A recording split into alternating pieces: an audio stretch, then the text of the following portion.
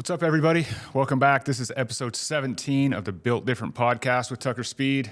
This week, I am joined by Eric Ellis and Tucker Brunson, a couple of local guys who have a shop here in Ogden called Driven to Performance. We talked shop. We talked, working for ourselves, running a business, starting a business. Those guys have just recently moved into a really cool shop in town that's got a lot of history. We talk about that. And kind of how they got into, where they're at now. It was a great conversation. Two really good guys that, I really enjoy hanging out with and talking with. We talked a little bit about our camp out this summer. They attended and had a great time. So, yeah, it was a really great episode. I enjoyed their conversation. Hope you guys enjoy it. Just remember, this podcast is brought to you by TuckerSpeed.com. Stay tuned. We have our Black Friday sale coming up in here just a couple of weeks. Stay in touch with us, through social media, our email newsletter, to get all the details on that stuff coming up. And just remember, go out and follow and leave us a 5-star review on the podcast platform of your choice. Helps us to continue to grow this show and keep engaged with you guys and bring more content and keep it going. Give it a listen. Thanks.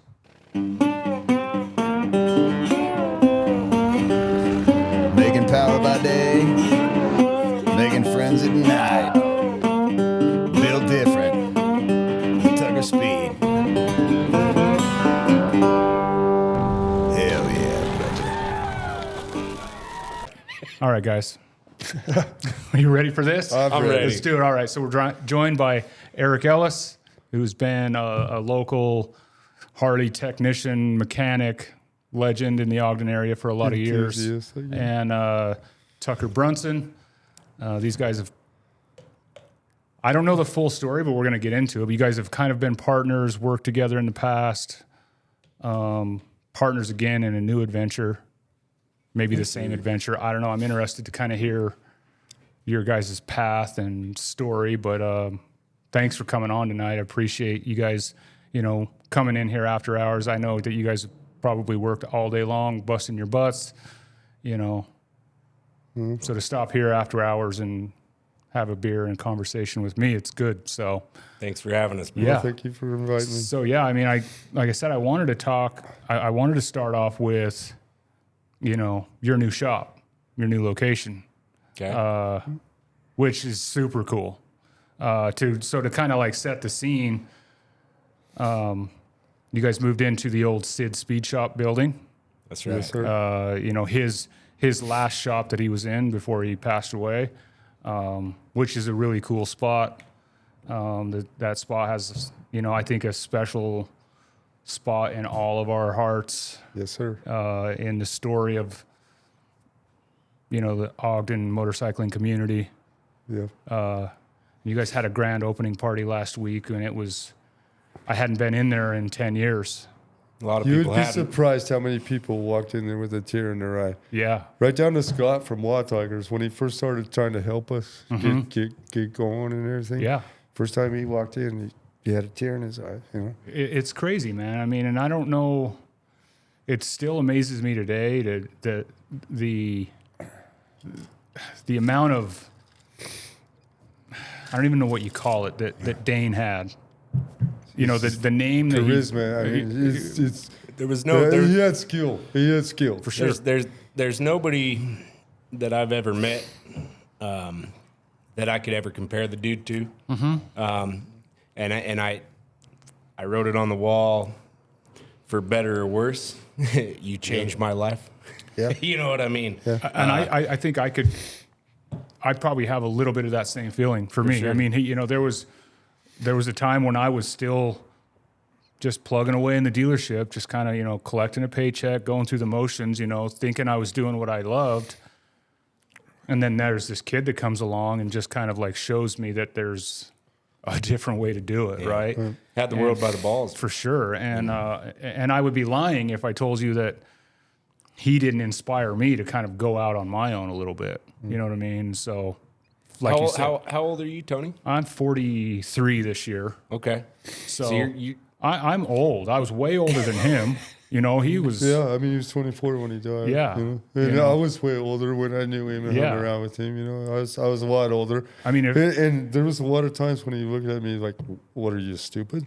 Yeah. Yeah, Oh, yeah. that's And he did that with everybody. He did that with everybody. You know, and Everybody either loved him or hated him for it. for sure. But everybody That was listened the to him. rawness of him, though. Yeah. yeah, Everybody listened to him. They took what he said and whether they liked it or not, they remembered it. Mm-hmm. Yeah. You know. yeah, for sure.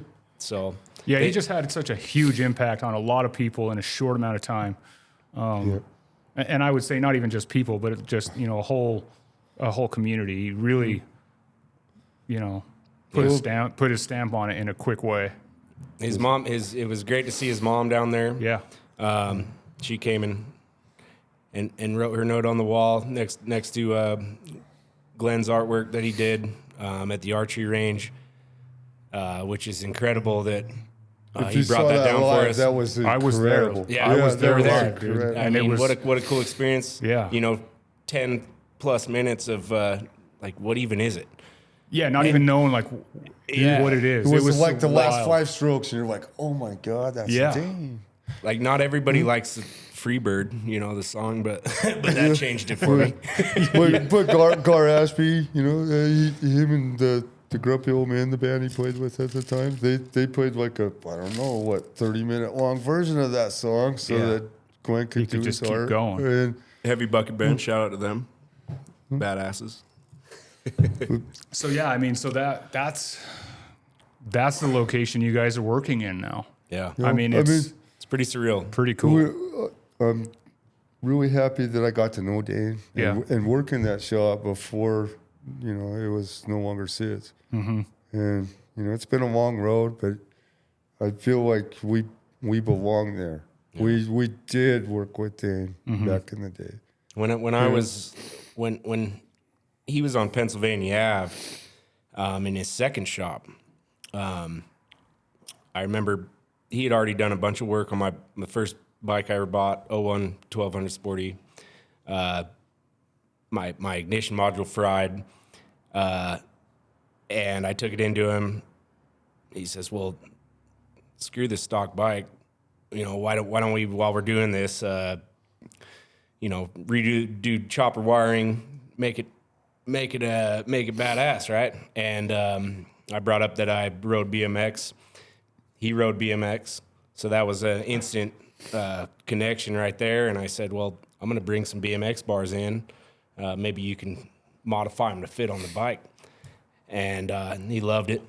And I still have those bars on my bike to this day, 12 years later. And The bike's quite a bit different. It's highly the modified. bike's a little different, but Highly the bars are modified, still on and there. it's got a Time Warp paint job on it. It's got an now, internal so- throttle. A little, you know, things. A lot of things have changed, but you know, I helped him move into that new shop where we're at now, and I was working as a lube tech at Westland Ford at the time, and I would go there every day just to. I probably pissed him off, you know what I mean? Because I think about that now, and I'm like, you know, when you're working on shit and like people bothering you, like, get the fuck out of here. You know what I mean? I didn't know that at the time, but I was just trying to get close with the dude because it was something that I loved. I didn't really love working on trucks or cars or anything, but I've always had a passion for two wheels. And, you know, I'd go in and I just, "Hey, what do you want for lunch, dude?" You know, and I'd go get us some fucking burritos or whatever. And he accepted me for that, you know, and he never really turned me away or said, you know, fucking get lost, dude, you know, and that was special to me, and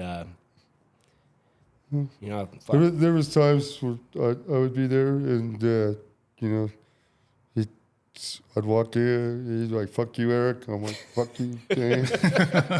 And I'm there for a couple hours, and then I'm throw some cash in his toolbox, and like, "Fuck you, Dane." He's like, "Fuck you, Eric," and that's all we said the whole damn 2 hours to each other, you know. Yeah, And he was that kind of guy, you know. for sure.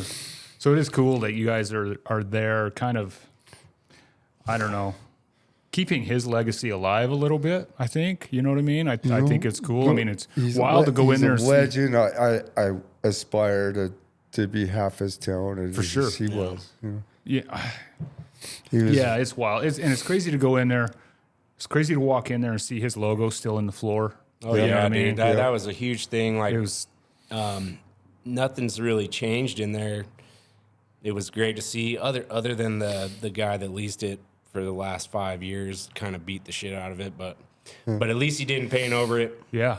You know, It's there and still living and Yep. you know, so it's cool to see you guys there. So I mean, like, how did that even come to be? Like, how did you guys even end up with the idea of moving into that spot? Like, how did that play out? It was something that was always on my mind. Really?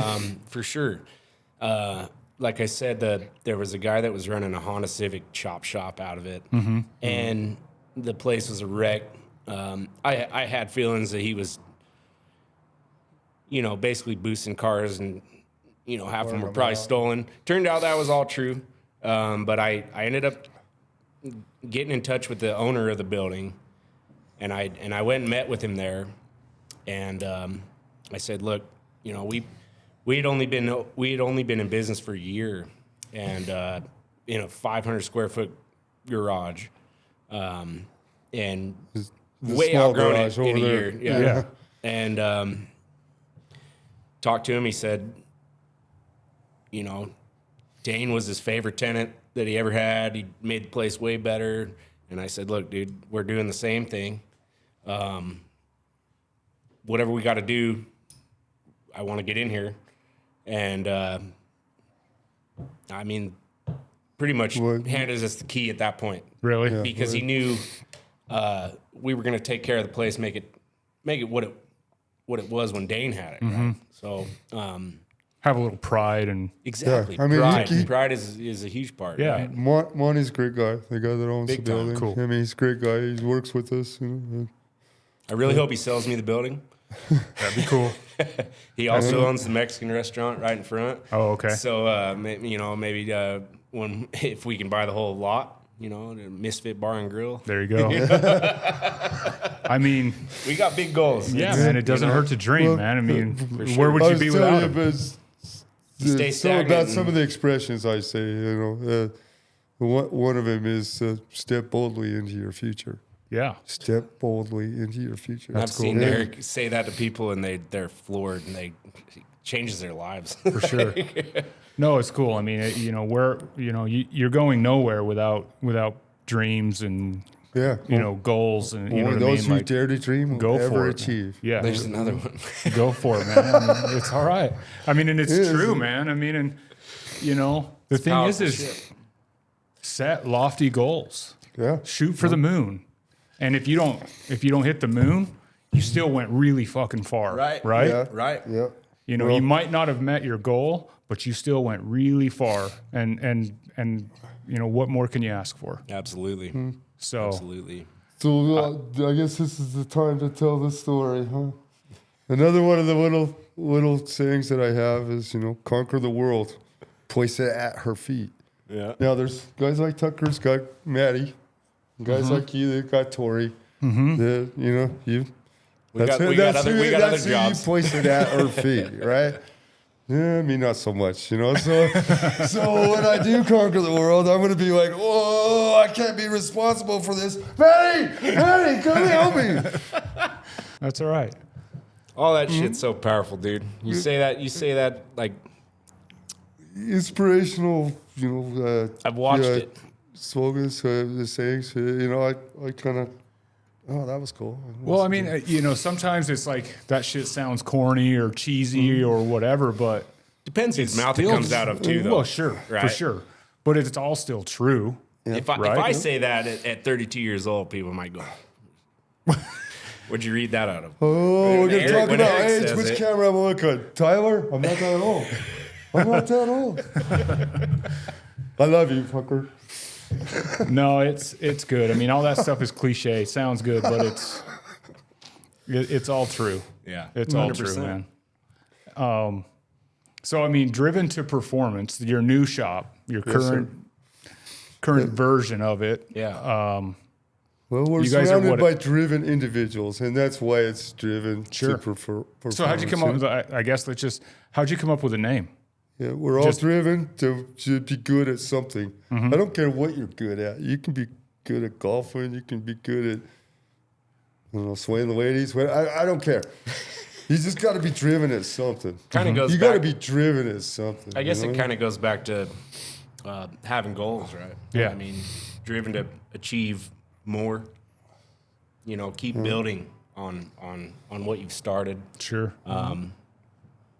We have people that are driven to be badass machinists. People are driven to be badass welders. You just got to be driven at something. And I think we had a conversation earlier through Instagram or whatever a couple months back about how when you opened your shop, you was so driven to be successful that you seen it. You was like, you never smiled, you didn't race, you didn't do all the things that made you happy. And then once you finally felt like, okay, I can take my foot off its throat just a little bit, then you started enjoying life and going places with us and doing I stuff. forgot how to enjoy it. Yeah. I have did. to. You have to do that, right? When you start a business, It's hard. there's I mean, a lot of work, and that just kind of puts something in my mind of, this. I mean, I hardly wrench on anything anymore because I'm so caught up in all the business aspect of things. I mean, I'm running around town to the bank, to the municipal building, whatever we got to do. There's a lot of other things that come along with running a business. Sure. So I don't get my hands dirty as much as I used to, and but you're working more hours though too, right? right. Well, I'm Yeah, never not exactly. working. It Yeah. seems like Yeah. right. And like just yesterday, I was cutting a brittle fuel line off of a filter, and I folded a knife into my thumb, and I'm like, I don't have working hands anymore. It kind of bummed me out. Yeah. But it also felt good to, I love wrenching. That's why I got into this whole thing. That's what started it all, right? Exactly. It was So- tinkering with stuff. So I guess what you're looking for is like the high desert choppers day. The high desert choppers. Sure. Yeah. Okay, That's we what started out started it, in yeah. a little backyard garage, and we was all about building cool choppers, and and at that point, it was for both of you kind of a side gig, if you will. Sure. Yeah, There was no federal tax ID now. Yeah, nothing, I was a professional construction foreman at the Sure. time. We weren't necessarily making any money either. but we was just working out of our backyard Just shop, playing with bikes, having fun. building Yeah. cool bikes. Doing what we wanted to do on our free Eventually, time. I came to realize that, to be a good chopper builder, first I had to be a good mechanic. Mm-hmm.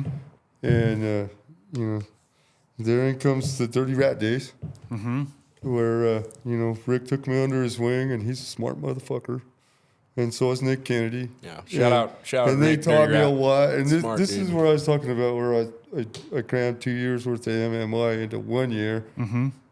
And I didn't have to pay the 20 grand you Sure. had to pay. I think it's like more like or go 30. live in Yeah. Phoenix I for tried 2 to go. years or none of that stuff. I was surrounded by two more driven individuals, For sure. Nick and Rick, and they taught me a lot, and I'll forever be grateful for that. And then of course I knew you, and a lot of people showed me the light. It was Ryan Fridley, in fact, that drug me kicking and screaming back into the bike life after I left it behind many, many years ago.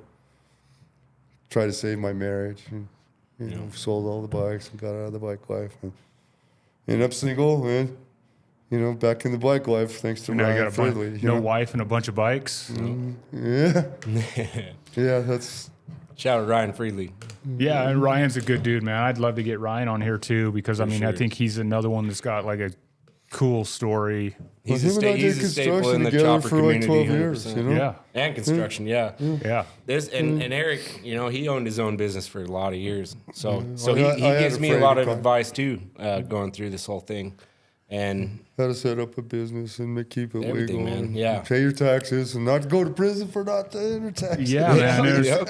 And I think it's like every year that goes by, I feel like it gets harder and harder to run a small business. It does. You know what I mean? Like I feel like even for me, I'm 8 years in, and it's different today than it was 8 years ago. You know what I mean? They're not really on our side, are they? For real. So- I mean, it's just not the way America works anymore. No. You know what I mean? The American dream is definitely different than it used to be. I guess the dream isn't, but getting there is definitely different. For sure. For sure. For sure. Definitely. I mean, you know, the American dream as in, you know, you can go out and do anything you want, make your own, you know, work for yourself, create a business and be successful. And, you know, it's really hard to do that. It's almost know? like they don't It want is. you to anymore. They, sure. they want you to work for the government. Yeah. and The system, and- yeah. and- Yeah. and We don't get get your we don't need to get too deep into direct political shit. deposit and That that's could go on to a whole nother road. Yeah. Shout out Chuck Norris. Misfit Chuck. Put your tinfoil hat on, buddy. Love you.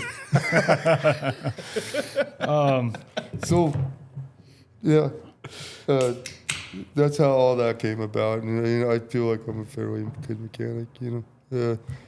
But, Well, I think Way more than fairly. but my specialty is so it's like Evos and down, you know. Sure. Evos and older, you know. And your This specialty is like Evos and newer, right? I wouldn't even say Evo. Man. This dude's beat I rebuilt would say twin cam and newer. At least- I don't even like Evos. at least 4 or 5 ratchet top transmissions in the last month. Yeah. I You mean, know? it's just, I mean, I can do it, but it's just not my thing. Yeah. You know get what I it. mean? I get it. Yeah. It's like I can sit down and I could figure it out, but it's just not my thing. It's just not. I don't know. You got a fucking dyno. Yeah. You know, there's a lot of money in all the new shit. Well, that you a know, lot more people have. realistically, You know? It's you know, the chopper community is a lot more niche, right? For sure. It really is. the dyno does great with fuel injected and ECM bikes, you know, and that's what it's for. But once you get into vintage bikes, you know, it really doesn't help you much, you know. Oh, for sure. The dyno is pointless if. I mean, I really think the dyno. I mean, yeah, you can put a carbureted bike on there, even a carbureted twin cam, but it really isn't that valuable of a tool Right. for a carbureted bike. Experience is a lot more Yeah, valuable for sure. when you're doing that. You know. I mean, the dyno is. I mean, it's the thing It's a is great that tool it's for a great the modern tool. bikes. 100%. It's the only way for the modern bikes. But Right? I still need to come down with the Sportster and see what that thing's doing. pulling. For sure. Yeah. I mean, and Before the I thing blow is, it up again. that dyno, the dyno is one thing, but tuning is another. Like tuning is an art form. Yeah. You know, Yeah.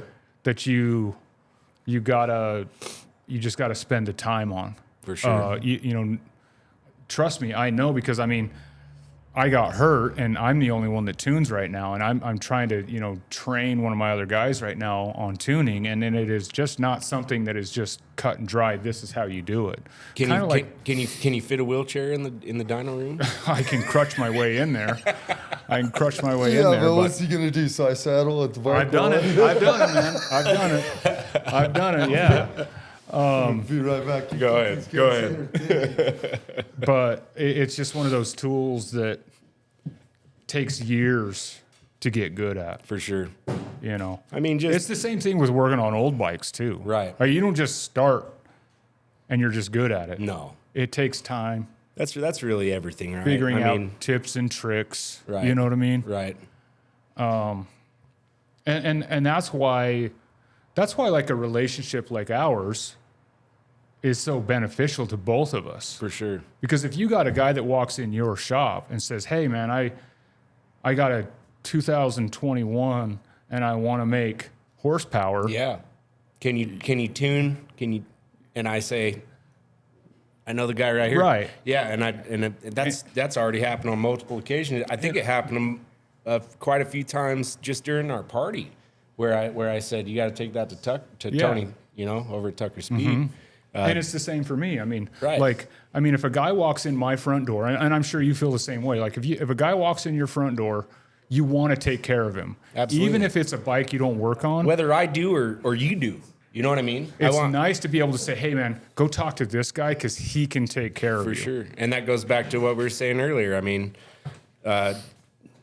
it's we're not competition. We're helping each other. Mm-hmm. Right? Everybody needs to benefit there's the community out here is fucking huge. I mean, I'd say we're borderline California of how many people ride in Utah. It is extremely impressive. The amount of shops and everything that's out here, everybody gets what they need, I hope. And I don't know, it actually really blows my mind for being a 4-season state, how huge it is here. It really is. It is cool. I mean, and I'm stoked that you guys are doing what you're doing. Yeah. I mean, for the simple fact that like I like both of you guys and I want to see you guys succeed. And also, like on a day-to-day basis, if a guy walks in and says, "Hey, I got an Evo or a shovel head," like, and I don't really want to work on it, I don't have to just be like, "Sorry, man, get lost." Yeah, right. I can be like, "Hey, man, 'Cause that go doesn't talk to Eric or go talk to Tucker because those dudes are solid and they're going to take care of you." Yeah. And I can give them a solid referral. That's gonna leave a good taste in their mouth for you, and us, right? Right. So everybody benefits from Everybody that. wins there. You can't just tell somebody, "No, sorry, get the fuck off." Figure it out yourself. That doesn't look good for anybody. No, You you know, know, and like I said, when a guy walks in my front door, I want to help him out, even if it's on a bike I don't want to work on. Right. And if I can say, "Hey, man, go see these guys," I just helped him out because I just sent him to somewhere that can take care of him, and I didn't have to be a dick and be like, "Hey, yeah, get lost. Sorry about your problem." For But, sure. You know, No is never a good answer. yeah, Right. For anything. Give them a solution, whether it's you or somebody else. Give them a solution and let them leave happy, right? That's what I don't get about the dealership too, because like Well, yeah. the dealership doesn't want to work on old stuff. The dealership doesn't want to do performance work, but they also don't want us to be here, Right. which doesn't make any sense. It doesn't make any sense at all. You know what I mean? It's like thankfully, there's still guys with old stuff, and there's still guys who want to go fast, but they don't want to do either of those things. yeah. So why is it hurting them for us to be here? It's just being in the wrong mindset. you know? Yeah, it's just Take your garments off, Joe. it's I wish, Fucking I look wish in the they light, would, dude. They would realize I don't know that what else to say about it, dude. they, I mean, they could be part of the community, a big part of the community, well, and they have the power to contribute to the community because Exactly. of. I mean, they're the only ones that get to put the bar and shield on the front of their building, right? yeah. Right. I don't get that luxury. Dane did that shit, and he got a cease and desist letter. Yeah, that's what I'm saying. We don't get to do that. No. We don't get that luxury because that luxury means just automatic people walking through your door all the time, no matter what, because you got that bar and shield on the front of your building. Yep. And we have to go out there and figure out how to get people to walk through our front door, whether it's, advertising, word of mouth, helping people, we have to do it the hard way. I think we all got that figured out by now. It's reputation. Reputation, but reputation isn't given. You know what I mean? You got to earn it. You got to go out there and work for it. That's what I mean. And they have the luxury of just slapping a bar and shield on the front of their building, and they get it. Yeah. It's just handed to them. It's branded. There's a reason that I run all that shit upside down. That'll Fuck get you the in trouble factory. too. It might, but you know what? Well, It's a funny thing. I mean, I Fucking think deal it's a with it. funny topic. It's a weird topic because it's like any one of us sitting in this room right now, like we eat, drink, and breathe motorcycles. Harley Davidson motorcycles. Absolutely. Right? Why are we the bad guys? I like motorcycles. And but why would you ever shut us out, right? You know, we're keeping it alive. the guy sitting in this room right now, you two, me, Jordan, Yeah. are the guys who Hi, Jordan. create. There's a difference in if you just look at motorcycle brands, Harley Davidson compared to we'll put Indian in there, Yeah. Honda, Kawasaki, every other motorcycle, BMW. None of those guys have what Harley has, Yeah. Right. and what Harley has is guys like us, but they don't want us.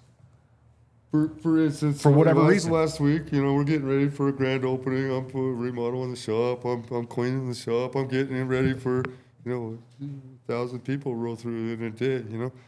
And in walks this guy, and he's like, "Yeah, I got this Kawasaki," and I'm like, "Not interested, not interested." Yeah. And he's love like, that. "Oh," and he's like, "Well, my friend knows you," and I'm like, "Yeah, but you got to understand." If you want your oil change, your tire change, okay. But what exactly are you talking about? And he's like, clutch. And I'm like, not interested. Go ahead. All right, the clutch Figure it out, tools dude. for Harleys and the clutch tools for Kawasaki are different. But here's still, I'm going to send you to Adam at 801 Performance up in Morgan.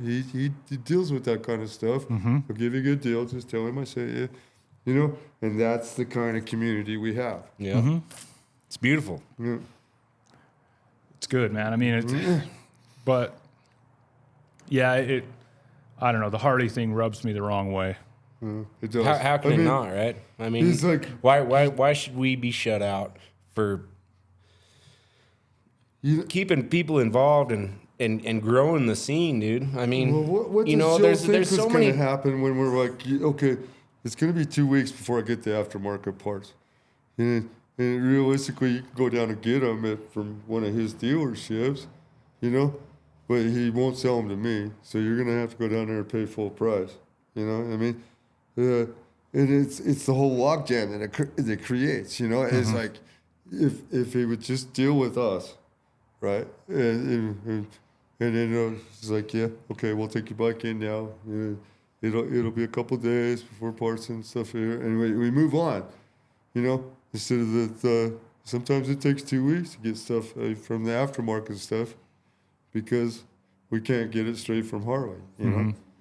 And he's just stepping over a dime or a dollar. Stepping over dollars to pick up dimes, Pick up a right? dime. Yeah. Yep. And Yeah, it doesn't make any sense. And the thing is I honestly don't think it's just Joe or our local dealers. I think it's also corporate. It's coming from corporate. It definitely is. corporate. And Joe's just the owner, but right? there are some So- dealerships in Texas and stuff There's like some that. great where dealers. these guys got just balls and they're like, "Fuck you." I'm not cutting out my independent shops that buy $10,000 worth of parts a month. For sure. There's some great dealerships around the country. Yeah. Yeah. I know lots of them. I've traveled the country in the last few years, gotten to know some owners of dealerships that are just as involved in their communities as we are in ours. They have a totally different mindset, right?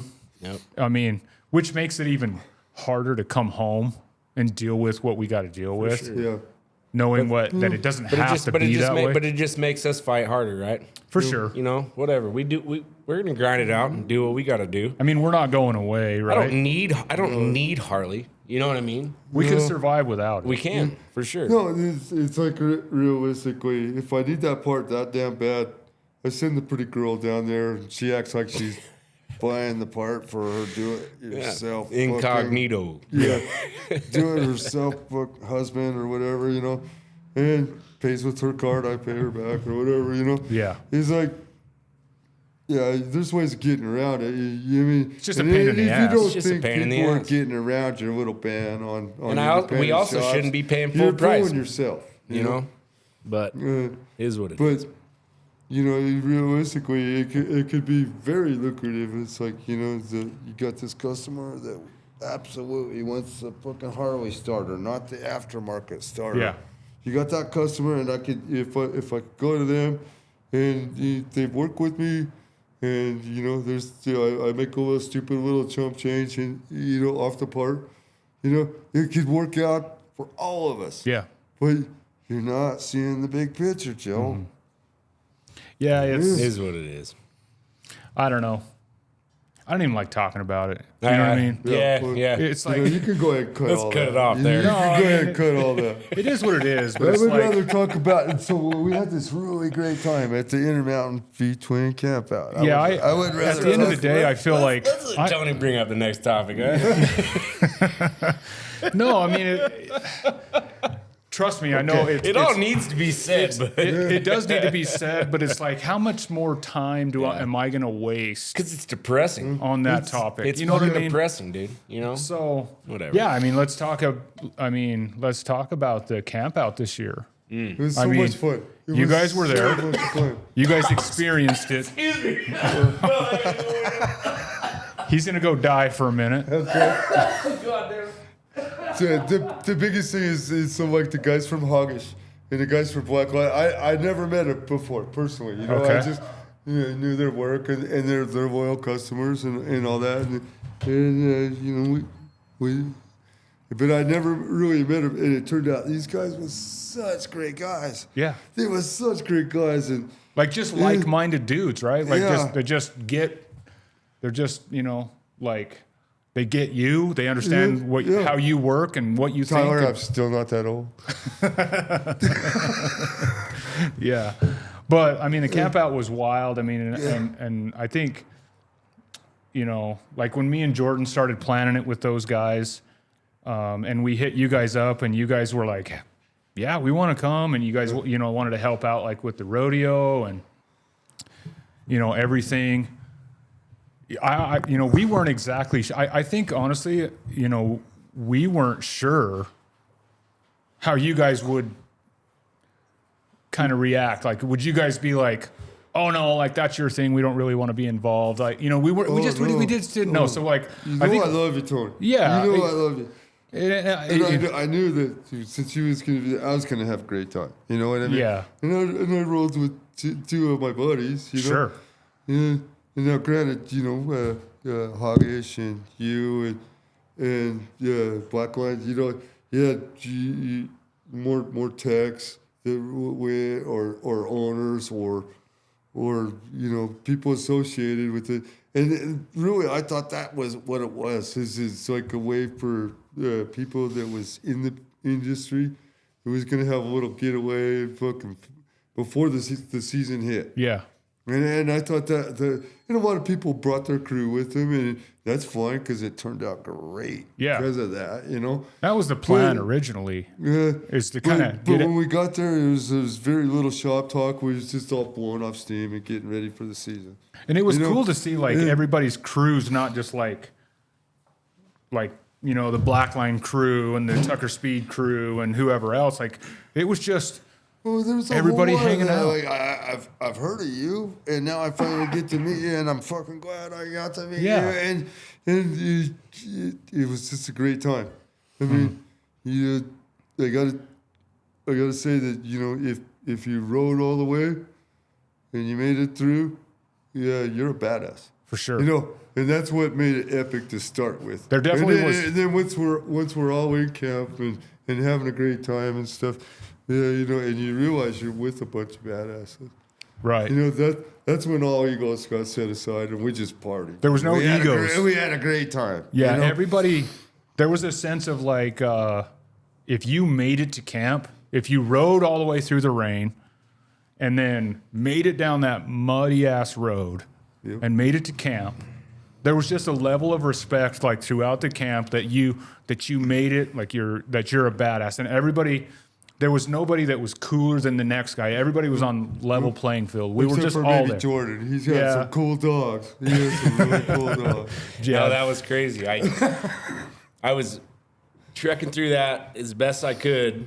I thought my saddlebags and everything was gonna fall off, and then I come down the road. I'm like 500 yards from where we were supposed to camp, right? And fender lock, front tire. Laid it down. Okay, what am I gonna do? Here comes Tony Chandler with a tool roll. Start pulling. I think I got 3 bolts out of my front fender, and then I was about to pass out and die. I was seeing stars, and Tony, let me get that last one for you, bro. and you're just like, dude, it was insane. And my front fender is still off to this day. That was something else, So much man. fun. it was a good time, and I mean, That I was think a camp out for the ages, dude. definitely Big time. trip of the year. It was, But bro. I'd It like really to was. say It sucks that dude broke his ankle. That was a bummer. Right? In Evanston? Yeah, I remember that. I was that supposed to sucked. make stickers for that. Because he said he was going to go in the hotel and watch porn, jack off. I said, well, yeah, you can't do that in Utah anymore. So the sticker was road to Wyoming to jack off. That's a good sticker. It's a good sticker. Latter-day Misfits. But no, I think we were stoked to have you guys come out. I mean, like I said, like I was telling Eric while you were outside, like we weren't sure, like how you guys would kind of like if you would accept it or like be cool to like come along. And so like when you guys said you were coming and you guys came down and you rode with us, we were stoked that you guys were, because it was cool to see. We had kind of worked with Blackline and Chandler at Hoggish and trying to bring some of the shops together. And then when you guys kind of joined in too, it was cool to see like we were pretty brand new at the time. I don't want to just see Chandler and Tyler and you and us. I want to see the people trying to get into the industry. You know what I mean? Mm-hmm. Somebody that's like I could meet you and hang out with you for a weekend, and then it's like maybe it turns out that I learned something about you on that weekend that would let me take a shot on you. Mm-hmm. And let you become tech in training or something like that. You know what I mean? I want to see everybody there, mm-hmm. But the coolest thing is all the people in our local industry, in our local area, and we're all getting along. And there's no competition. There's none of the routine bullshit that goes on between shops that are in close proximity to mm-hmm. each other. None of that happened. It was just. That's like, what was so great, man. We all had a good time. Jumped in the lake. I can't remember who it was. I jumped in the water, freezing fucking cold, and dude was like he lost his watch or his phone or something, dude. And I was diving down in there trying to find it for him. And then I literally was about, because I'm not gonna lie to you, I got a Road Glide, okay? It's a piece of shit. Salvage title. Bags, like I said, bags were about to fall off. Fairing was about to fall off. I was ready to try and hydroplane that thing across the whole lake where we were at. I was this close to doing it. And I don't know if it was Eric or who it was, and you got to get home, bro. So I didn't do it. But I was super amped about doing it. we left after work to go on that ride so freaking fast that he actually forgot his boots, and he's wearing his rug Vans and stuff, and then the weather on the ride up. Oh yeah. And he's Evanston completely soaked and stuff, and and of on course, the way there and the way back was insane. Due to the mud, I got to camp first before he did, and when he finally did make it to camp, I'm looking at it and I'm like, dude, you gotta kick off those shoes, man. Your fucking feet are gonna burn and fucking you'd be uncomfortable all night. He's like, but I got nothing. I fucking love my boots, I got my house shoes and I fucking walk around in the tent. House shoes, dude. He's like riding in my house shoes and his pair of socks, dude. Eric's tube socks and the house shoes saved my ass, dude, big time. And I walked around in the house shoes the whole trip. You see some of the pictures in the pit bikes and stuff like that. He's fucking wearing my house shoes, right? It was amazing. It was a crazy weekend. It was so fun, dude. But so unbelievably fun. Like the weekends that are the best weekends, like I find myself, we continue to talk about that camp out over and over and over again, and those are the best weekends, right? Yeah. You never talk about the ones that suck, that are the ones that nothing goes wrong. Right. Yeah. You only talk about the ones where shit was fucking crazy. I mean, we had bikes going every which way down that muddy road. We had people locking up their front wheels with with dude mud. Broke his ankle. Dude broke his ankle in Evanston. Like just from the get go, it was raining all the way. Well, the return storm was very scary. Oh, And, dude, and it sounds like that that. hill. You know, we Yeah, was you in guys were 3 talking about different it groups. in that podcast. But man. it sounds like we was all like within fucking 6 minutes of each other in Yeah. 3 different groups. Yeah, it was we- a wall of literally quarter size hail, and I didn't have a visor on. I ripped it off here actually because Oh, the yeah. screw came loose. I ripped it off, threw it in the trash. In your And- parking lot. and I'm riding through this. I'm riding through this hail coming back with my hand over my face, and everybody's pulled off on the side of the road. And there's 3 inches of hail on the damn freeway, and I'm just like, if I go down, that's the only way I'm stopping. You Right, know, exactly. like, I'm It's not gonna like, stop and stand in this shit. If I try to pull over to the side, somebody's sliding into me. You Yeah. know, like Yeah. they're gonna wipe me right out. I don't Just care if gotta it's get through 30 the miles an wall. hour, and I'm constantly looking at the rear view to make sure nobody's gonna fucking barrel into the back end of me. I mean, That was probably the most but I scared could I've not ever been. stop. It was Bike. gnarly, dude. It And was then so when gnarly. you busted through the wall and you came out of it, and you saw so many people hitting And reflector poles I and off the instantly side. pegged and it you're like 120. "God Right when I got damn, out of it, I'm like, I made the right decision. this Yeah. is how I dry off, and this is how I get. It was dry after that. Yeah, it was amazing, dude. It was dry after that, but that literally is probably the most scared I've ever been on a motorcycle. It was This is when spooky, we dude. hit that hill. Because it was fucking just spooky. like dry, rain, hail, this much hail on this freeway, and Crazy like in experience. that like that much time. Like I was really wishing I would have at least tried to fix that visor or duct tape it or something, dude. yeah, it was wild. But I mean, it just kind of like looking back, it was kind of just like the cherry on top of like a crazy weekend, right? Yeah, Like it made If the weather it hadn't made have it so been great. It really did. what it was, I mean, it's like this Saturday ride to Vernal or Duchesne or whatever would have went off. I think that and I don't think it would have been as memorable. I as think that a just lot. Turning up the camp with dirt bikes and fucking. yeah, man. You know, I mean, I think that a lot. Like, what would the camp out have been if it would have been perfect weather? Yeah. I don't think it would have been the same. It would I have been think we fun. would have had fun. It would have been great. a good time, but I don't think it would have been we the be same. talking about it like we are right now? I don't think so. No, I don't we think wouldn't so. I mean, I look Like, forward to it- the next one. you know, it kind of makes you wonder, like, okay, we're going to plan camp out for next year. Are we hoping for rain or are we hoping for good weather? You know, be. No, we just I play don't know, it by man. ear, right? I mean, you got Is Tony Tucker gonna be fucking taking my fender off again, or am I just gonna come in on the fucking sporty? yeah, it's You know, like what is it? well, Doesn't matter. The early start of the season type, you know, the first weekend in June, the date you guys got picked out for this thing.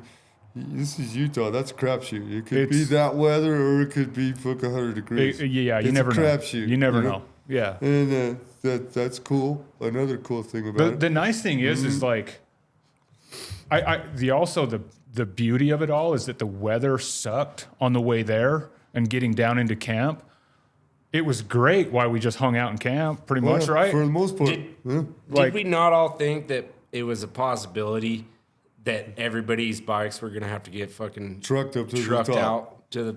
If it That would was have a like just possibility. pounded rain all weekend, I don't all know that we uphill. would have got out of It there. was all uphill out of there. Yeah. So if it was really that slick snot mud, dude, we would have never made it out of there. It was only because the weather was beautiful for like a day and a half, Yeah. and it let the road dry out just enough that we were Just able to enough, get there out. we go. Just enough, dude. And in that sense, it was perfect, right? Dude. Yeah. It was fucking gnarly to get there, and then it just cleared out and it was good. And then we hit some hail on the way home. Until And you got on the other side of Evanston. And It was so perfect. It was And that so it only was so lasted for- tragically perfect. Yeah. You know? a very scary 3 minutes. It was tragically perfect. yeah, it was definitely That's the one best for the way I could books. put it. Definitely one for the books. Like, I mean, and the thing is like it's going to be hard to top it next Yeah. year, right? Yeah, Like, I well, mean, now the bar has been set. Did I mention we're driven? We're gonna top it. We're gonna top it. We're gonna throw on a real rodeo. Well, You Even, know, even if and, the weather isn't as bad and we don't have to deal with all the shit, there's gonna be more and more people. You know what I mean? There'll be So, more But there'll be people. more people. We'll And we'll be able to do a real rodeo, you know? for sure. And I think no matter what, like if I can, the one thing that I loved the most is that it was the one event that I did this year that was not a work trip. yeah. Because I go to the shows, I go to the races, I do this and that, and I got You got to all represent. this shit that I got to get ready, and all this shit that I got to do when I get there, and then I got to pack it all up and come home, and I got to clean it all up. That one was just like a legit get on the bike, ride there, do nothing but hang out, have a good time, have some drinks, talk to people. Not about business. Yeah. I'm not trying to sell you anything. Yeah. Exactly. We just hung out. This is a chance for the people in the industry to pull a little steam before the grind of the season. Yeah, and that's it worked out perfectly, you know. Yeah. I love that. You know, now don't get me wrong. With the next coming one, you know, everybody's welcome. Mm-hmm. You know, we'll all be there. You know, if you have a vintage bike problem, feel free to talk to me. You know, if you have, you know, a bike question whether or not the fucking 17 oil pump's been upgraded to a 20 on, yeah, feel free to talk to Tony. You know, Yeah. we'll talk to you. sure. But I hope people understand that, you know, we're trying to get away for one last weekend, It's the weekend. before the grind. Yeah, of the it's season. the weekend for us to just Yeah, to be bikers and not bike shop owners, Right. right? Yeah, 100%. And Come enjoy the fruits of the labor, right? yeah, and that kind of goes back to what you guys were talking about in the beginning. You know, in my first couple of years, I lost track of that. Like I was just grinding. It's easy he to never do. smiled. He never smiled. Yeah, and I kind of lost. Yeah, you said that at the beginning. I Yeah. lost I kind of lost my way a little bit. I mean, I can't say that it was wrong. You didn't lose your was- way. I You can't just- say you I didn't can lose see your what's way, going you on just- behind your visor when you you was just had riding. to- Yeah. You might have been smiling then. Yeah, But, you know, for the most part, But- you never smiled. you know, I think that the camp out It's the hard camp when- out woke me up a little. This camp out last year woke me up a little bit. Like, oh yeah, this is why I love this shit. for sure. You know, Yep. and That reminded me too, man. I've gone through a lot of loss. You know what I mean? Mm-hmm. I don't want to get too deep in shit, but you know, my father passed away. A lot of shit. My father's the reason that I ride fucking two wheels. You know what I mean? Mm-hmm. He had a Sportster S. We'd ride around all over the valley, you know, and it was a hard time in my life. And I think the way that I found out to get through it was just Right. go for it, dude. Like, start this business and do what I want to do. You know what I mean?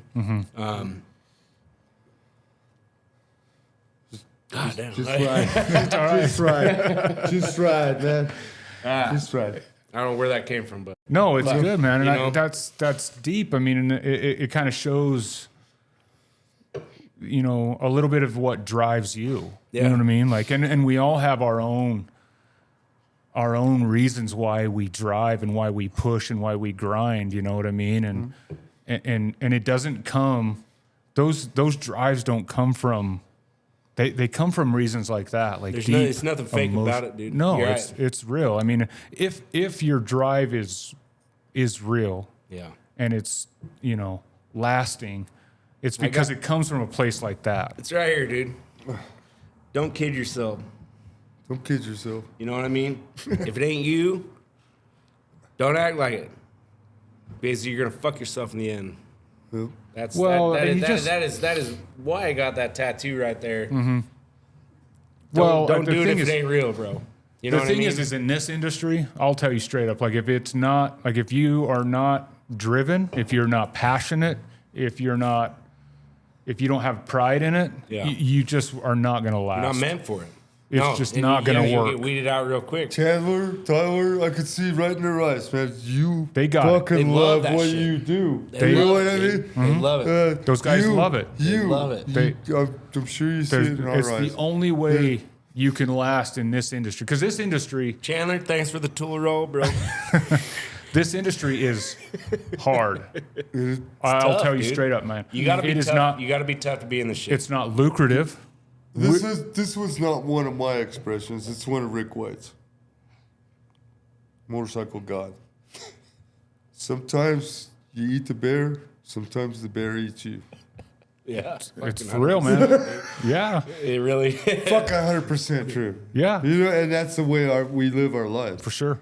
I'll take that risk, won't you? You'll Yeah. take that risk every day. You'll I take- mean, I've been there. I've done it. It's true. I mean, Jordan, you got any more of them strong beers? there's some buds right here. Cool. Oh shit! All right, take one of them. Either or. Keep rolling, Jordan. We got it. Sorry, so I'm loving this shit. let's talk a little bit about like where you guys want to go. Let's talk about where you guys want to go Where with, do I wanna with go? DTP. Okay. All right. So, the building that we're in, that was Dane's shop. Mm-hmm. The dude that owns it, he owns the whole corner. There's a tattoo shop, our shop, and then the front shop that is about to be ours too. You guys are gonna get the front half. We're gonna get yeah, the front yeah. too. Nice. Could be the showroom in the park. That'll be the showroom, just like it was back when Dane had it. Yeah. You know, the back where we got winter storage right now. That's probably going to become the machine shop. Yeah. We'll There's a be lot of people. boring There's a lot of machine, people in the mill, back end that welding are stuff. that are going to be involved in this. We're going to be all fully 100% service shop of boring cylinders, machine shop, all this. We got a lot of people that are They're on our just as side, driven down as with are this, we dude. are. Yeah. But in specialized fields like welding and machining and stuff, you know, and they're gonna join the team, you know. And it's like we're no dummies, you know. Tucker hires a professional accountant to keep us out of trouble. We hire an M8 guy, you know, because I'm really not an M8 guy, you know. I'm a vintage guy, you know. I'm a sportsman, moderate twin cam guy. But we're pushing him hard into being a businessman and have a professional businessman. You know, it's like you hire professionals for specified jobs, you know, and that's how you're successful. You know, if he spent half his time being an accountant and half time being a mechanic or whatever, something is gonna suffer.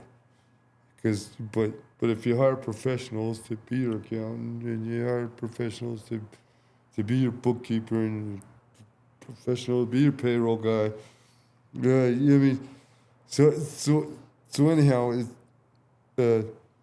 we look for driven people that are gonna move into the machine shop when it's set up. We look for driven people that are gonna move into the parts sales people section when it's set up. We're expanding. We're finding our way and buying our way. You know how that is. We're buying our way.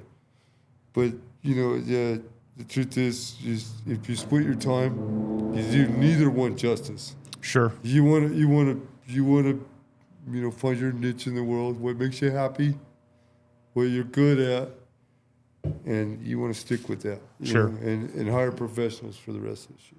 And trust And me, we're smart enough to know that. I know all too well the kind of wearing 2 hats or 3 hats or 4 hats. Yeah. It's hard. I've is done it for a fucking hard. long It's time. hard. I've done it for a long time. Now, and- fortunately, You you guys both got wives that can help you. I'm lucky in that aspect, and I think exactly. Tori's yeah. a great person. I mean, she's somebody that I could intelligently talk parts with. Sure. Yeah, I mean, she's Tori's she smart as a whip, She dude. is smarter Love- than most people about parts. And it's funny know- because she doesn't think that, but I'll tell her dude, straight up. But who really does, right? Yeah. I think the people that boast about what they know and what they do are usually the fucking dumbest. You know what I mean? I agree. Just like people that argue how smart they are about whatever. They're usually the fucking dumbest fucking people, dude. You know, the humbleness is Stay humble. That is, Stay dude. That humble, man. is something that is getting more and more rare too. For sure. As we go on in this fucking life. I mean, and I've been doing this a long time. I've been You've seen doing it this. all. Yeah. And I can tell right off when the dude walks up to a parts counter and he starts spouting off about he thinks his bike's this and he needs that and that. And I can see Do you right ever trust through him those. on it? No. Do you ever let a customer do the diagnostics? No. No, you don't. Customer diagnostics is bullshit. Nope. No thanks. You know, if you want to self-diagnose it, then you can self-fix it. Yeah, exactly. You know what I mean? Exactly. Big If you time, know dude. so much, why are you coming to me? Exactly. Because if, Customer diagnostics don't fly. I mean, and it bites you in the ass. Big time. Because Big time. you know, and the thing is as much as I say that, I've fallen victim to it.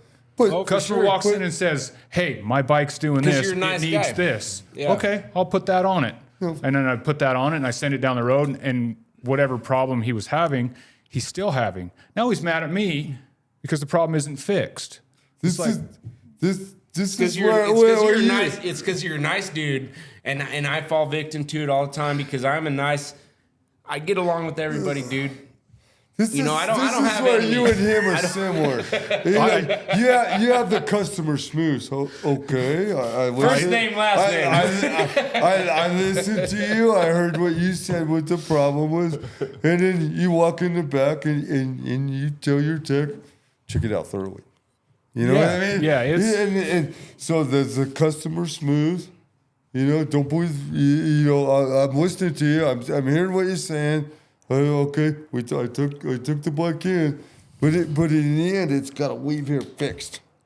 Right? Sure. Yeah. And so, Or you tell that guy straight up, yes, I will replace this part, but I'm pretty sure it won't fix this. right. By simply telling him that up front, when he rides down the road and it's not fixed yet, you already told him. Yeah, Right, for right. sure. That's not easy to If do. that's what he's willing to pay for, but that's fine. What he said is what he's willing. You do that. Yeah. But the customer smooth. This is the skills you guys got. I got to get the fuck out of my way, boy. The attitude, right? Hey, Steve, tell you. It's like, Get the fuck you outta guys here. got the customer smooth, right? And so you're like, yeah, okay, I can check into that. But I really don't think that's a problem, you know. And what I would like to do is do the diagnostic program, step 1 to step 10, in order, and figure out what the problem is and fix your damn bike. Can I You take guys a, got- can I take a step off and take a piss? Yeah, it's Man, and customers are difficult. they Customers are. can be You know, difficult. they Some are great, some are hard. And No, and that's I love all my customers. I mean, they For have them sure. follow me to Salt Lake and back and Salt Lake and back. And they follow me around. The people that love me. Sure. People that hate me. I don't really give a shit. you're not going to make them all Yeah. happy. I don't really give a shit. You know, sometimes you have been such a pain in my ass. I'm telling you, don't come back. You know what I mean? Yep. It happens. All right. But for the most part, I love my customers because the community, the biker community, going from the greedy construction community, dog eat dog, you know, and into the bikes, is like I stepped up in a better class of people. Yeah. You know, they listen, they're intelligent, they fucking take advice, they take criticism, and sometimes give me some criticism too, and that's fine as well. And that's good because you can take that criticism. Yep. You know what I mean? Like you're still humble enough to listen to it. But you're smart enough to know. I'm not God. I'm not Yeah. God. You know? But Just a you're simple smart enough to know motorcycle when they're mechanic. you're I like smart enough to motorcycles. know when to listen and when not to listen too. You know what I mean? That's key. You know, and I tell guys, sometimes people just like got such attitude. I flip my lid. You know. Yeah. I wouldn't expect you or Tucker to ever flip their lid. You know. I mean, if it hasn't happened more for people skills than I do. Yeah, if it hasn't happened for you, it's coming. I don't very often lose my cool with a customer.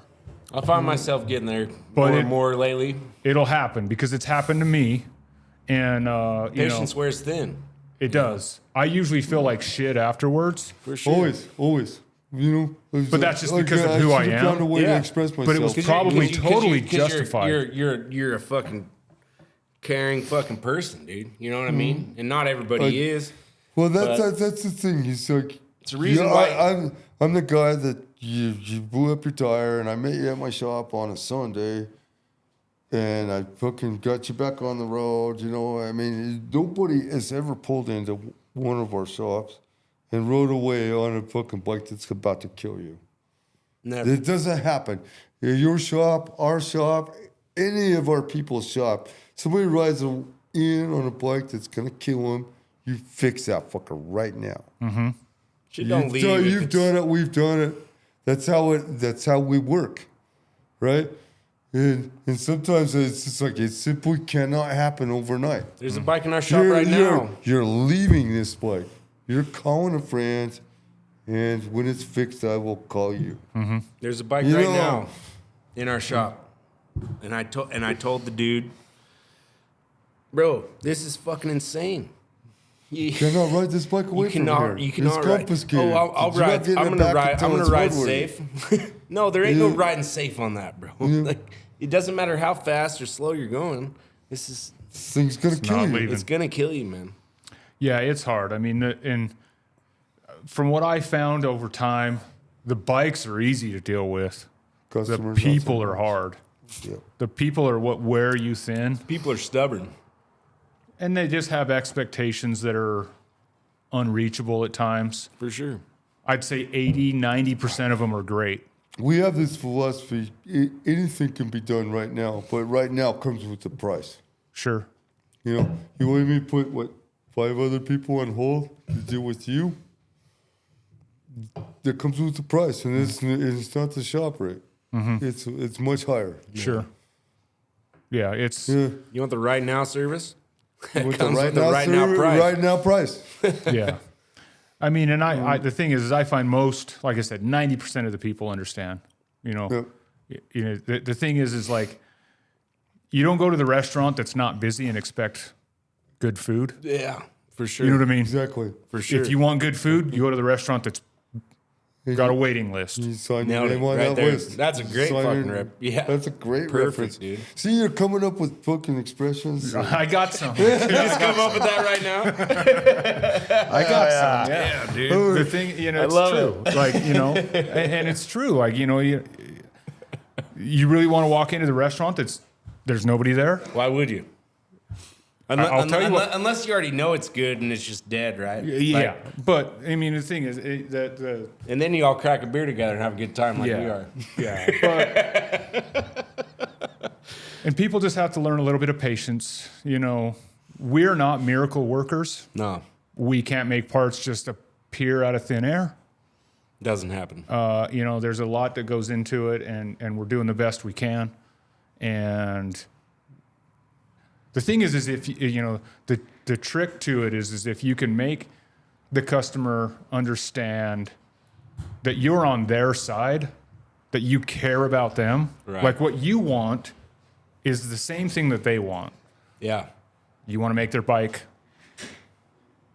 run good, handle good, stop good, and you want to save them a couple of bucks where you can. For sure. That's everything they want. That's all there is to it. You're on the same team, and they just need to trust you that's... They need to join the fucking team, right? Right. Yeah. That's the hard part, man. I mean, and a lot Not of people... everybody gets it. A lot of people just walk in and automatically assume...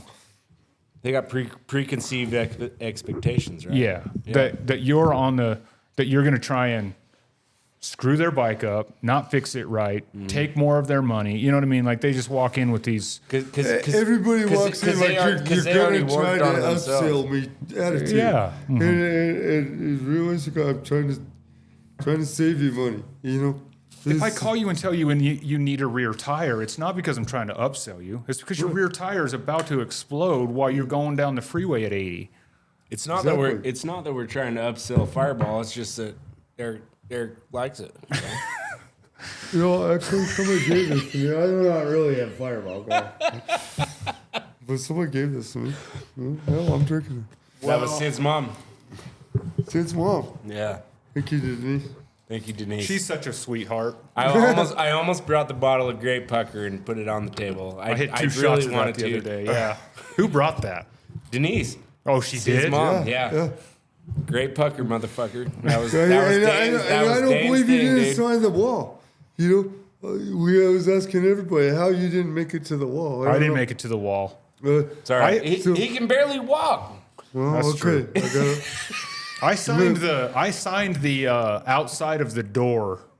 Nice. Back 10 10 years ago. ago. Okay, 10 years ago. you're gonna come sign the wall then, dude. I signed it, and You're I was gonna come sign the wall then. and I was alone when I did it. I stopped by. Yeah. It was after he passed, but before the party. Yeah. I was just like I was at the Harley shop at the time. I think I took a lunch, and it was just like I drove over there, and like nobody was there. The building was locked up, and a few people had signed to the door, and I just signed it. Kind of sat there for a minute, just thinking. You know what I mean? Like I'll never forget it. Just one of those moments in time where, you know what I mean? That was kind of the same for me. I was on my way to work. I was working at Westland Ford still, and Ryan Friedley was there, Okay. Kickback Cycles, and I sat there with him, and we both just cried, dude. We both just fucking Yeah. It was insane. It was an insane moment, and we both fuck. You It know? was kind of the same thing for me because I rolled up in there and there was nobody there at the time. I signed the door and I just kind of was sitting there for a minute. And then after about 5 or 10 minutes, Brandon Jones and his, I think at that time, girlfriend, now wife, Angela, Angela, yeah, Great person. pulled in. And those are some of our best friends. yeah, for they're sure. great people. And they pulled in the parking lot and I was there. And I think that they came in and signed it and they were, you know, we just sat there together and we talked about Dane for 20 minutes. Like it's just one of those times that I'll never forget. Yeah. For whatever reason. I mean, There's a reason we keep coming back to it. So because did you ever go to his Pennsylvania Avenue shop? oh yeah, for sure. And And I remember so- going to his first shop that he shared with Adam. You know that certain club made that their clubhouse after he left, and you know, there's one night I got off work and I rode up there and I'm sitting in front of the Beehive, and I'm just crying my eyes out. This was after he passed. After he passed. Okay. And you know that certain club, and they all just like all of a sudden there's 4 guys and they're like, motherfuckers, if any of you want to survive this, you better ride away. Mm-hmm. You know what I mean? And they finally understood that I was there saying goodbye to Dane. Yeah. Yeah, it's I don't know. I mean, we could sit here and talk all night about Dane, man. You know what I mean? Those are good. You know, it's wild. I mean, and he came through when I was at the dealership. He worked there for, I don't know, a couple months when he first moved back here from Phoenix. You know what I mean? Which was kind of like looking back, it was kind of hilarious that he even worked there. You know what I mean? But I mean, that's when I first met him is, you know, when he first moved back here and he was just starting his little shop that he was sharing with Adam. You know, and I was a technician at that time at the dealership, and I was working on this old Ironhead because I was the new guy, and none of the other guys wanted to work on it, and they made me work on it, and I didn't fucking want to work on this Ironhead. Who wants working on Ironhead? Nobody. Nobody. Not a soul. I don't know any soul that wants to. Yeah, and it was like I needed like a clutch hub tool or something like that. That like I mean the dealership didn't have tools for Ironheads. You know what I mean? And No. Dane was back there, and I was just bitching about like, oh, I got to get this clutch hub nut off or whatever it was. I can't remember. And he's like, yeah, man, like, let's just go over to my shop and I'll make one real fast. I was like, just gonna fucking make one, you know? And like me and him jump in his truck. What do you even mean, bro? Yeah, like me and him jump in his truck and run over there on that's lunch. when you learn to weld a fiber to a steel and put a handle on it, right? Yeah, That's when you learned how to do that. It was like, it was something else. I still have the tool. It was like this little You still have it? I still have it. Oh, yeah. fuck, It was right? for it's not for the clutch hub. It's for the like the front motor sprocket. Yeah. Oh, And it's okay. not a hex. It has like 4 fingers that go into yeah. it, right? Yeah. Or something. I think we got one of those. I think that's the last time I ever worked on an iron head, to be honest. But we go over to his shop, which is the one his first shop that he shared with Adam. You know, and this kid's like, he like dives into this like big ass wooden bin of just like scrap metal, and he's just like, you know, digging around, and I'm just like, what's this kid doing? And he like pulls out this shit, and he like tack welds it all together and welds a hex nut on it, and I'm like, shit, I think this might actually work. You know what I mean? Yeah. And I took it back to the dealership, and sure enough, it got the sprocket nut off, and I was like, holy shit, this kid's cool as shit. You know, me and him. Honey badger. Yeah, man. And Fucking kind honey of like badger. you, I used to race motocross, and he rode motocross back in the Yeah. day, and we kind of had that connection, and yeah, we just hit it off from that point, and I don't know.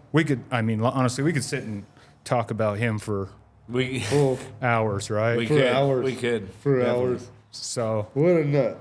What a great guy. you know, and it's crazy to think, like, you know, I had a good conversation a few episodes back with Adam, Yeah. who was Yeah. so close to him. For sure. Oh, You know what I man. mean? It was so crazy to hear some of Adam's stories. So Adam on the Pennsylvania shop you're talking about where he shared the shop right next to Adam. Mm-hmm.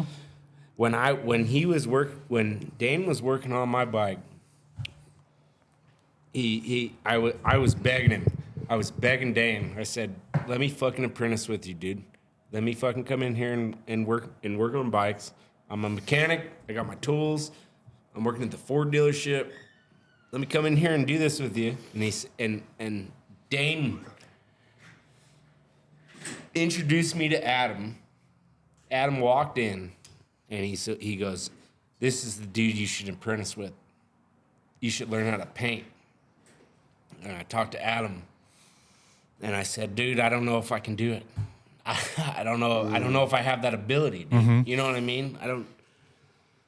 Wish I would. I really wish I would have taken that opportunity for sure. yeah. Because it was right there in my fingertips, and I didn't. You know, and me and Adam are fucking great friends. He painted my Sportster, which is like It's like 18, 19, the three of us, Adam, me and Tucker, with the David Mann Chopper Fest. Yeah, we in all went to Ventura, Chopper Fest. California. it all Yeah, turned out and, crazy, but I did a whole lot of embarrassing shit that I don't want to talk about. But it was such a fucking blast. I mean, to be at the David Mann Chopper Fest Yeah. with Adam Paul, the guy. that's a real chopper show. They had painted all of the 4 bikes that we hauled down there and stuff, and you know, actually, have a bike that was in the bike show and stuff. You know, it was my Softail at the time, and the World Traveler is what we call his Sportster, and Baby. Ryan, I don't know if you've seen Ryan's bike that we call Baby. And then I got to ride that bike in there. That was one of the proudest moments of my life. Adam's It wasn't even a Sportster. bike that I built, and I love that. I loved But, it. you know, we went down there strong, you know. But there was a lot of strong. I mean, we walked into a cafe and sat down at a bar stool at a cafe, and look over and there's what Denver's Choppers guy, Mondo. sitting right Denver's next Choppers. to it. Yeah. You know, I mean. It's We sat and talked to that dude for like 45 minutes. Me and Tucker are walking around. We run into Crazy Frank. And, Yeah, dude. and we offered to buy him a beer, and he's like, "No, I quit that a long time ago." And then we you know, after 30 minutes of talking with him and stuff, You know, we're walking away, and here comes Crazy Frank's fucking helper with, hey, Frank told me to bring you guys a beer. Really? Oh, dude. It was so cool, man. It was really great so time. cool. It was a great Unbelievable. We woke up. We woke We up. both passed out. They opened the beer. They opened the beer. 7 They o'clock opened the at beer night. stand at like 8:00 in the morning. Yeah, And me and Eric naturally we went and got a beer. And by about 4:00 we were Passed we were out done, in the van. dude. Passed out in the van. No, it's crazy, man. It's wild to think about motorcycles, and they're not just a mode of transportation to get you from home to work. It's not even close to that. They take you through life, Yeah. and they take you to places and experiences like those that nothing else can. You know what I mean? Absolutely, it's, dude. it's not a mode of transportation that takes you down the highway. It's a mode of transportation that takes you through life. You know what I mean? I get on my bagger, or I get on my fucking Sportster, and I get on my different chopper. Every single one of them is a different feeling, and it's a different fucking outlet. If you To all can't of it, dude. adapt to the bike that you just stepped over, you're doing it wrong. You gotta be ready to feel how this bike rides and ride it out. You got if you can't do that, you're doing it wrong. You're not the test rider. You're not the fucking stunt rider. You gotta be able to feel how this bike is running, how it's fucking handling, how it can do certain things, and then you gotta take it to the limit. This is one thing I've always believed. Where you'll agree with me. You know, test riding is a year-round thing. It happens in cold weather. It happens in warm weather. This is how you lost Bridger. Right? Test riding does not stop just because it's winter. You fix a bike, you test ride it. Right. Right? And so, you know, being smart enough to feel the bike, fucking feel how it's riding, feel how it's running, fucking know when you're in the right place to, and then you test it, and then you fucking test it. You don't baby it, you fucking test it. You got to ride it like you got to push it to the limits. That's why Randy. That is the reason Randy hired me at SS. Yeah, He knew I would that's the ride way it every is. single bike that he had to the fullest ability, what it was supposed to do. And I did 180 miles an hour on plenty of bikes that he had at that shop. There's a certain, I would tell you that the craziest bike, I'll say this right here on record, craziest bike that I've ever rode was that Panigale 1199. That is a bike that has all the torque of a Harley and all the top end Yeah, but any other sport bike of out any there? sport bike ever, dude. That bike is the most insane thing that I've ever been on in my life. how you feel about the Pan Unbelievable. America? How do you feel about the Pan America? I don't know about that Pan Am. I mean, I think it's cool. I've never ridden one. You know, you put it in a sport mode, and it's an animal. You know, It's a transmission you killer. start fucking around with the trades and the conditions and shit. It's stumped. It's stumped. It don't know. But you put it in sport mode, yeah, it'll wheelie. It'll do all kinds of crazy shit. I just question Why is it? why Why does is it it even exist? needed? What, you know what I mean? Like, don't get me wrong. I mean, I think it's been semi-successful at this point, but there's some really good bikes in that market, and I think I gotta believe. Like, yeah, dude. The first one, the The best one KTM, in the that Super- the particular Super market Duke, that I've rode is the or KLR. whatever. You know, the KLR fucking is a beautiful bike. you know KTM builds a beautiful bike. BMW's got some beautiful adventure bikes. Ducati. Ducati, the Scramblers. Dude. Guy's not affordable, you know. No, well, it's not as. I don't know that there's that much price gap between There the really Ducati isn't. and that Pan There Am. really isn't that much price gap. You know what I mean? There really isn't. The thing is I You got to question. repair it.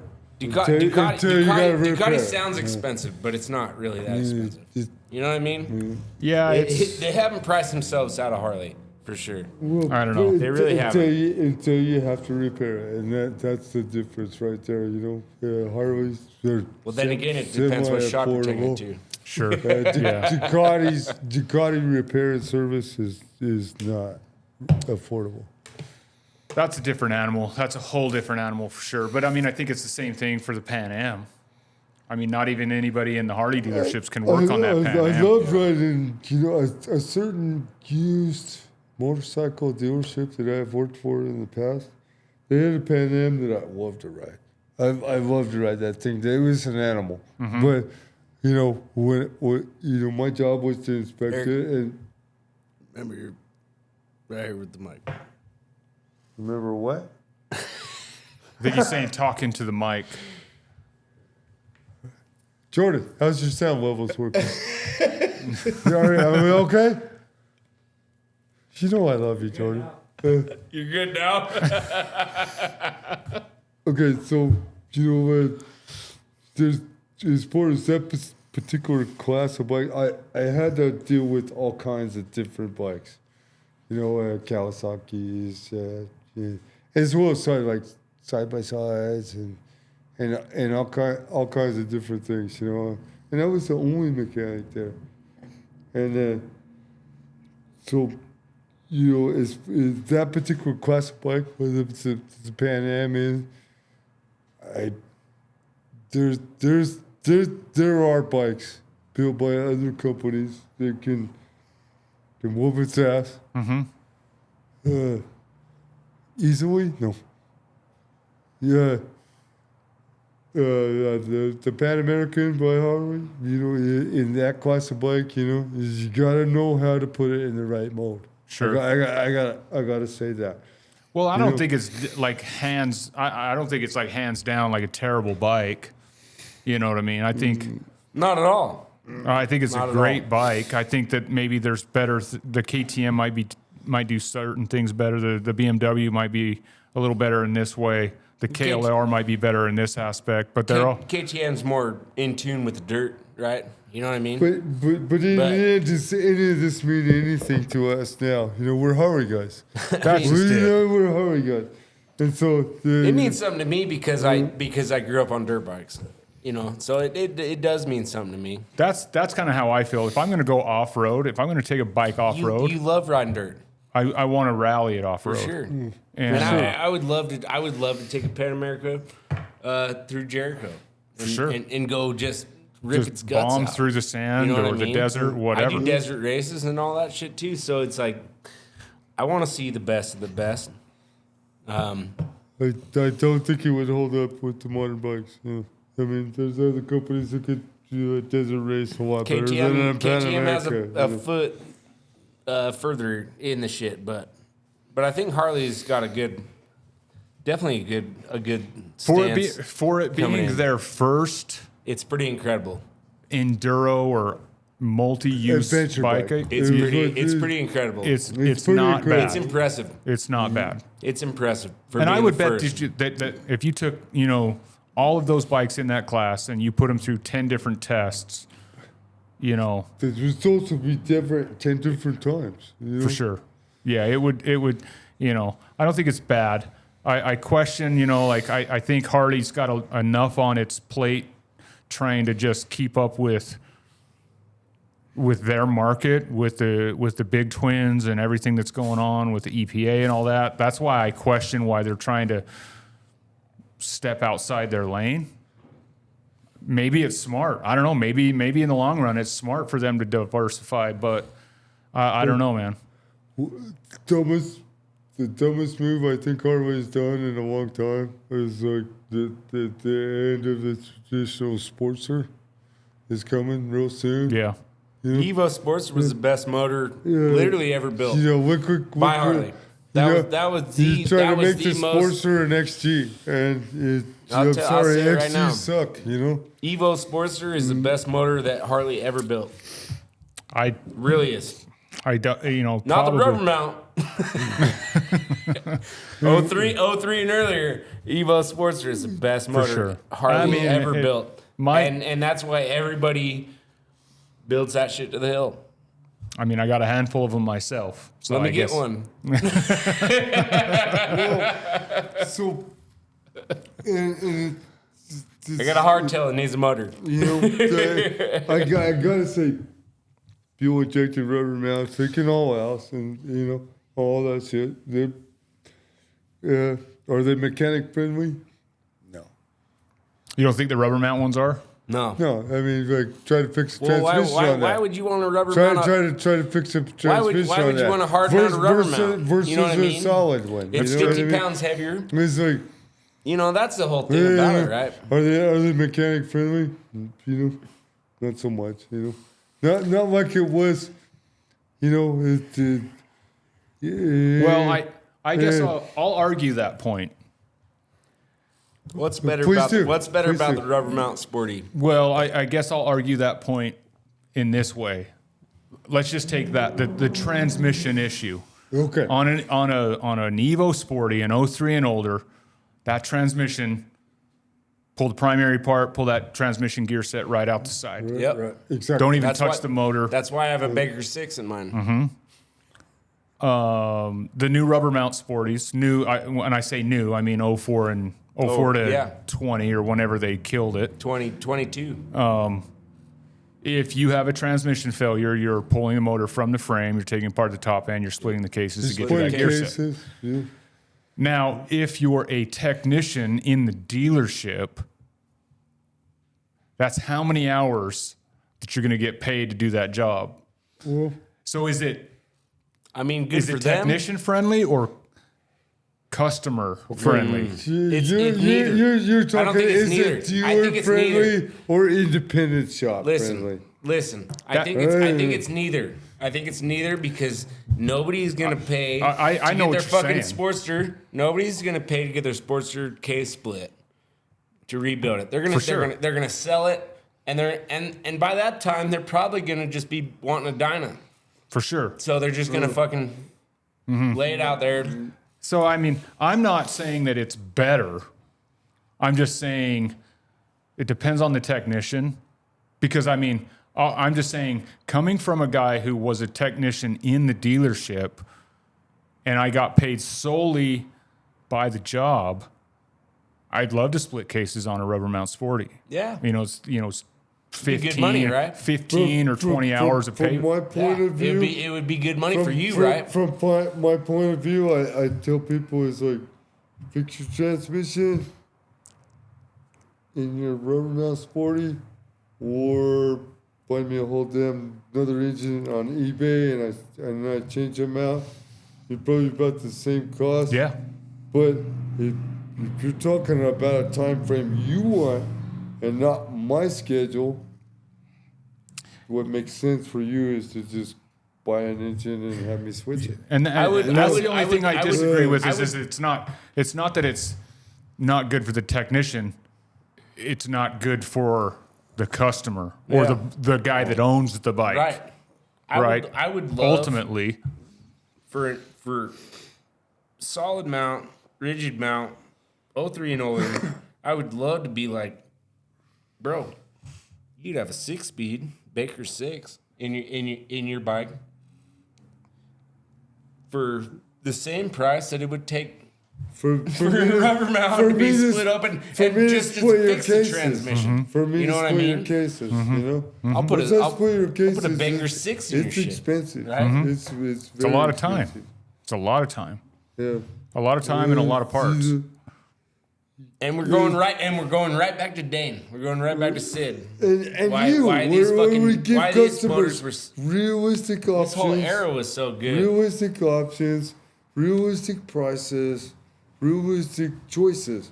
But in the end, this is not my bike. It's your bike, and you choose what I do, but you also pay the bills. Right. Yeah.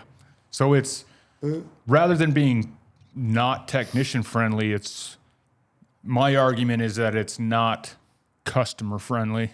No, it's not. or ownership friendly or whatever you want to call it's it. friendly. It's friendly It's friendly for somebody that wants to use it and get rid of it. That's it. That is rubber mount sporty to the T. Use it, get rid of it, and somebody's gonna put it in a fucking junkyard and crush it, and that's it. I mean, I've owned that's where I'm at on it, dude. I think they're great bikes. You know I mean, what I I've mean? owned a handful of them. It's great. It's great till it ain't. There is It's great till no it ain't, carbureted bike that You know? isn't highly modified that can sway a fuel-injected modern bike. Mm-hmm. I mean, it's just the reality, right? My fucking my 01. Highly modified carbureted bikes can Listen. get it. Listen, But no. I got rod slap like a motherfucker.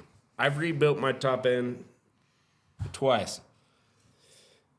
It still smashes on a lot of fucking big bikes, dude. Big bikes. I bet. Big bikes. That's why I'm saying I'm bummed I haven't come and done that on the dyno, because that top end, everything that's on that thing, with the bigger six. To get into the It fuel will- injected bikes, you gotta there's go nobody- into there's rubber nobody that- mount on sports school. You gotta deal with the rubber mount as far as fuel injected bikes. Mm-hmm. And to get that kind of performance, you know what I mean? And so, you know, what do you do? I mean, when a rubber mat goes bad, as shop owners, as techs, we throw options at people. We let them make their decisions and live with them. Mm-hmm. Right? And in all honesty, some of the more economical options are buy a used motor and transplant it. Yeah, exactly. So Let me get closer. I'm sorry. it's it's hard, man. I mean, and that all just goes back to just trying to deal with the customers and be real with them, be honest with them, and sometimes depending on the bike, it puts you in a hard position because I mean, a dude's lost third gear, and it's gonna cost him $4,000 or whatever. You know what I mean? It's like you can buy a used motor on eBay for $1,500. We can transplant that thing in here. It's hard, man, and to most of those dudes, that's a lot of money. You know what I mean? It's a lot of money to say, hey, man, it's going to be $2,000 to fix your bike. To some guys, it's hard to tell people that sometimes. For sure. You know, It's you hard. brought me a broken bike. I did not break it. I can fix it, but it's not going to be cheap. It's not cheap. It's hard to tell people. it is. I It's mean, and they want to blame you, right? Right. But it's not your fault. You didn't break it. You didn't cause the issue. You just I did not break your bike. you know? found a problem and you told them how much it's going to be to fix it, and that's it. You know, and- I try to keep people's bill as low as I can. Yeah. I mean, as far as working on vintage bikes go, you know what your price is for working on a vintage bike, and my price is the same shop, right, as any bike that rolls through my shop for working on something that old. Mm-hmm. And that might change in the future. Mm-hmm. When the time comes to where I want to spend more time with my dog and less time in the shop and shit, when that time comes, that might change. But right now, all the bikes that come through our shop is the same shop, right? Yeah. You don't have anybody working for you that has my knowledge of the vintage bikes. Mm-hmm. And so, of course, for them to sit on YouTube and watch videos and prepare to do this job because it's older than they ever thought they would work on. Of course, the shop rate's got to be higher to be profitable. Of course. That's why we have a vintage guy we have a mid guy, and we have a modern guy. I'm the mid guy. And that's why we do things the way we do things. Yeah. You know what I mean? But at the same time, there's gonna be people that Tony's my guy. He's worked on all my bikes all my life, and I went out and I bought a stupid iron head, and I'm not gonna let anybody work on my bikes, but Tony. And now you got to step up. It happens every now and then. It happens. And for a select few guys, I would do it. For the rest of them, I'm going to say, hey, go talk to Eric. You know what I mean? But yeah. Thanks. Gee, thanks. Iron heads are not my favorite. Shovel heads. Mine either. I think anybody really fucking wants that Heads are my shit. favorite. Yeah. But gee, thanks. I appreciate that. No, I get it, man, and yeah, you'll get to that point where you got enough work with the shit that you want to do, turn the rest away or charge more for it. Hey, shout I'm always hungry. I'm always hungry. I'm always willing to take them in. It's about the customers. Are you willing to stand in line and wait for your turn? Yeah, And that's the hard part. You know this. yeah, You know. yeah. It's like I've had a lot of people have come to me and they're like, it's the height of the season. Everybody's busy. And Tony Tucker told me it's 2 weeks for a tire change appointment. And I'm like, go buy a tire from him. Bring it to me. I will handle you right now. Yeah. And that's the beauty of our relationship. Mm-hmm. If you can do it, if you got the time and you can take care of that guy, do it. By all means, do it. I'm the guy that sleeps 5 hours a night, sometimes in the shop, because I do not drink and drive. Mm-hmm. And I'll sleep on the couch because I, had a couple beers or whatever. And then here comes the guy, Tony. Tony's sitting with the fucking tire around his waist. Fucking. And he comes in and says, Tony sent me over here. And I'm like, pull it in. Let's do it. Yeah. Big time. Well, man, it's almost been 2 hours, guys. You believe that shit? I had I can believe it. I had one fun talking with you. I was so fucking nervous. I feel like we got more to talk about. Yeah, I mean, it's wild that, you can get 2 hours in and you're like, shit, we just barely started talking. What's the next topic? But, yeah. Hey, Brian Zinsman, shout out to you for these strong-ass beers. Those things will I'm fucking kick drunk. you. Yeah, those things will kick you in the ass, huh? He brought us 2 cases of those things, man. Yeah. He's a great guy. I love damn. Brian.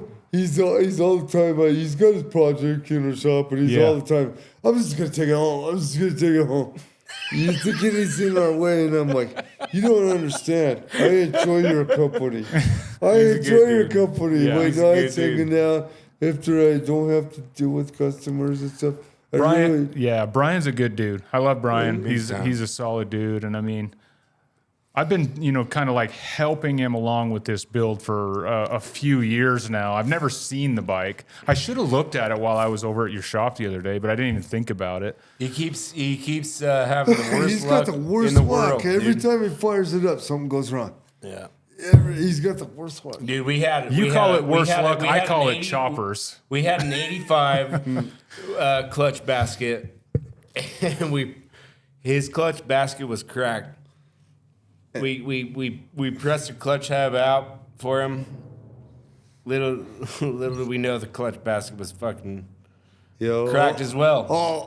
Everything's- All everything's 85 cracked. clutch baskets are gonna be cracked. I understand this. And I'm just trying to, 85 I'm clutch like, dude, baskets just are go gonna be belt. cracked. Yeah. BDL. Well, What do you do? let's wrap it up, boys. Where can people follow along with you? So we are driven to performance, and we're on Instagram and pretty much nowhere That's else. about it. Just Now, Instagram? understand, me personally, I am notoriously hard to get a hold of.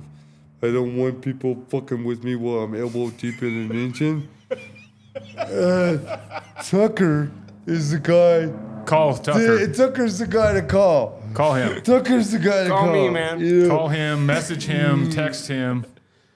Or just drive over to your shop. 553-0448. All right, yeah.